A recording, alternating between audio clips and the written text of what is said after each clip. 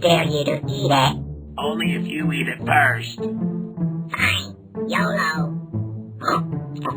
Deep within the darkest forest lies a mushroom. The rarest of its kind, its roots reach down to the center of the dark core of our planet. When consumed, this mushroom transforms even the cutest of creatures into nasty, abominable monsters. Hey guys, Haddy the creator here, creating something new to share with you. As you just saw, Sableye and Gengar have partaken of the mushroom in the abomination forest. They're asking for trouble and bound to find it. I'm excited to announce that I have a special guest on this video accompanying me, the renowned monster artist, Mr. David Hartman, aka Sideshow Monkey. You can check him out over at sideshowmonkey.com, or you can check out his channel. He's a phenomenal artist and has the ability to tell stories with his illustrations. They're so captivating and detailed, they're just awesome. They pull you right into him. He draws a lot of skeletons, zombies, undead, werewolves, and that sort of thing. Amazing illustrations, phenomenal artist. He also has over 20 years of experience in the animation industry, and he's also a director with his own IMDb database and movies that he's directed.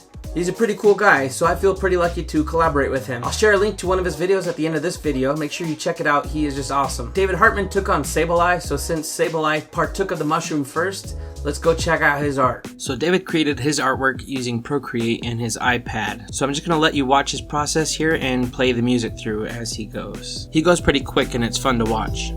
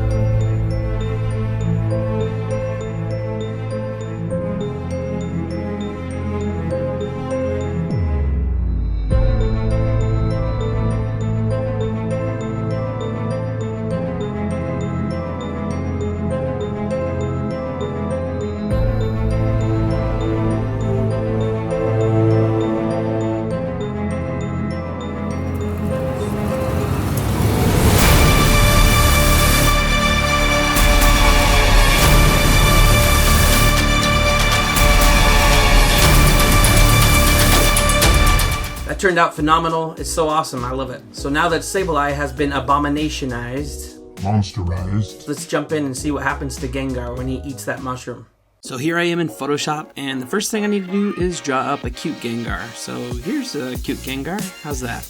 I'm just kidding. I'm gonna do something a little better than that at least. So Gengar is not really a cute Pokemon, and he's a stage 3 Pokemon. The first stage 3 I've done this way, but it's all good because he is kind of a cute little guy. He's got a pretty simplistic form and shape. I think it's kind of funny that as he evolves, he loses his sharp teeth and all his teeth are flat, like he's gone vegan or something. Well, this monstrosity version is gonna bring the sharp teeth back because that's just what I do. I just have too much fun drawing those jagged teeth in there. But we'll get to that in a second. So here's the final Gengar. He's kind of scared, a little freaked out, trying to block back his abomination with one hand there. He's got the raised eyebrow, a little spooked. Even spooky Pokemon can get spooked. And now it's time to draw the abomination. So I'm going to do a couple different sketches and concepts before I commit to one, just to try out a few different forms and a few different creatures and see which one works best for me. This first guy I thought it'd be kind of a cool design if he was pulling on his ears, and then I end up doing another one and kind of going back and forth between the two before committing fully to one of them. Some of us just have problems committing, okay? It's nothing personal, gosh. I just want to be sure. Isn't that what we all want? Just to be sure of something once in their life? Oh wait, we're just talking about Gengar, right? Yeah, we're talking about Gengar still. So after bouncing back and forth between the two sketches a few times, I finally commit to one and I jump in and start doing some line art. Which is, as you know if you've watched a few of these videos before, my favorite part of every drawing.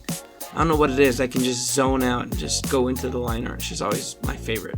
And hey, if you're new to the channel, please consider subscribing, turn that red button gray, and come along on the adventure with us. I love doing all sorts of creative videos. This is just one of the series that I'm doing right now. I also have a series where I redraw my kids' drawings, sometimes with a guest or sometimes with an art group, the Cheese Wizards or the Discord group I started, which you can join if you are a creative and are interested, we the creators. Link is down below in the description. Lots of fun creative projects going on over there. I've also done a few videos where I take something that's scary and turn them cute, the opposite of this, which is a lot of fun. Anyways, getting back into this guy, I'm drawing him as if his skull features have kind of extruded, so he's got really prominent cheekbones that have kind of popped out of his face. His mouth, of course, is kind of jetting out of his face as well, so he's not quite as fluffy and squishable looking, but bony and rigid. Of course, he's got these sharp teeth. His rounded teeth are now gone. No more eating salads for this guy. They'll just get stuck in between these big old chompers. I'm drawing his tongue kind of hanging out the side. He's got lots of big old blisters on him, big old bubbles or boils of some sort. Bad reaction to that mushroom though.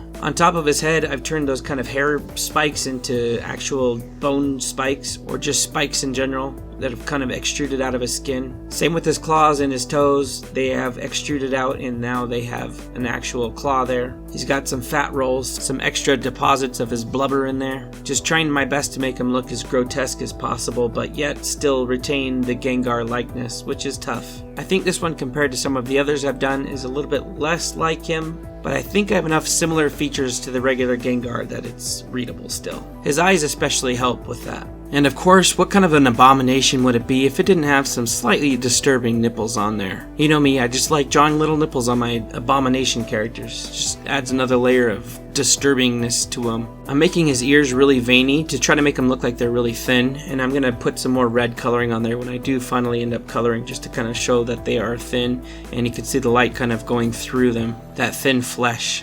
Making his horns really jagged, like some sort of calcium deposit that's kind of bursted out of his skull, instead of a nice refined build up over time of a nice horn, because it is more of a transformation, a more violent change instead of a nice evolved over time change. I want to take a quick minute just to pitch that I do have some coloring sheets that I'm giving out. Some of the earlier 3 Poke-Abominations that I've drawn. I know they're a little bit scary, but my kids absolutely love drawing them. They're a lot of fun for them. There's no gore or anything, so they're not too violent. But I'm doing it as an attempt to kind of help get kids off of electronics and video games and stimulation, TV, or whatever it is. Get kids coloring for an hour just to be creative and do something fun. A fun activity for parents to give their kids. That's over on my Facebook page, which is just Facebook/Haddy the Creator. And I'm also giving away some stickers as prizes for different age groups. So if that sounds interesting or fun to you, go ahead and check that out. There's also a community post that I posted this week with a link directly to that, so you can find it easier. But that contest is running till the end of the month.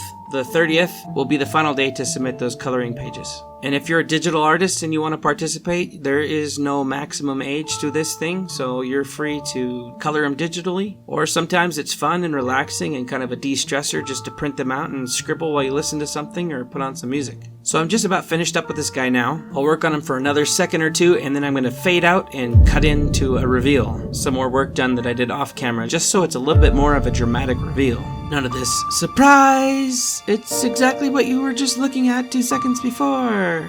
That ain't no surprise. So here we go. Reveal time.